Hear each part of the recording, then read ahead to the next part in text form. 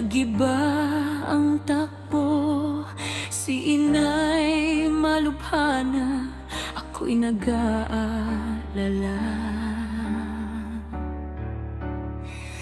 Di na ako umalis sa tabi niya, hawak ang kaniyang kamay, kabay di maalis.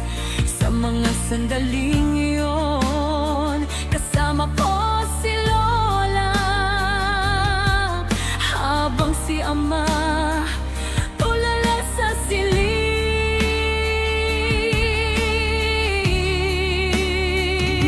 Dalhin sa doktor, yan ang sabi nila, pero wala kaming pera. Saan kukuha? Pinainom ko siya ng halamang gamot, umaasang kahit paano'y gagaling.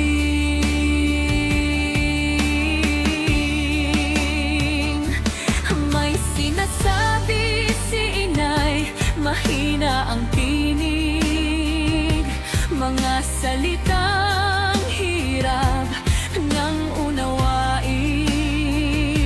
Ako'y inutusan, dali-dali akong umalis.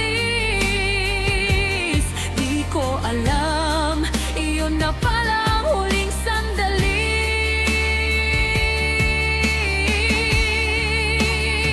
Sa pagbalik ko, luha ang sumalubong.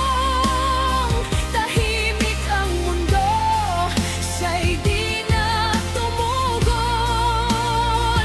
Yakap ni Ama, bigat sa dibdib. Si inay ay wala na. Di ko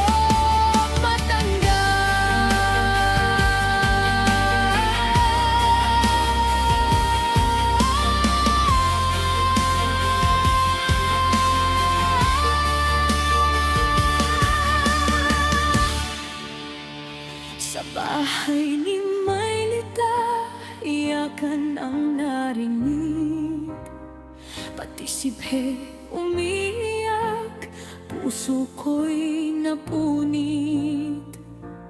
Pagdating namin, huli na ang lahat. Init ng yakap, napalitan ng lamig agad.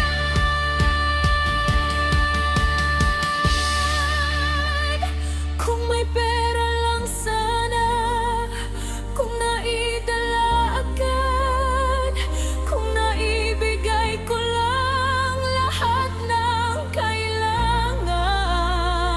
Di sana si inay maagang lumisan.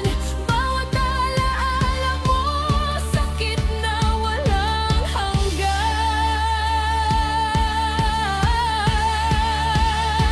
Sa pagbalik ko, luha ang sumalubong. Tahimik ang mundo, siya'y di na tumugon. Yakap ni Ama, bigat sa dibdib. Si inay ay wala na. Di ko matanggap.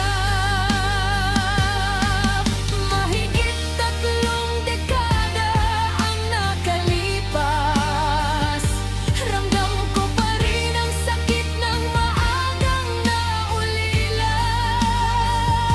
Ito ang kwento ko, dalangin sa hangin. Pahalagahan ng magulang habang kapiling pa natin.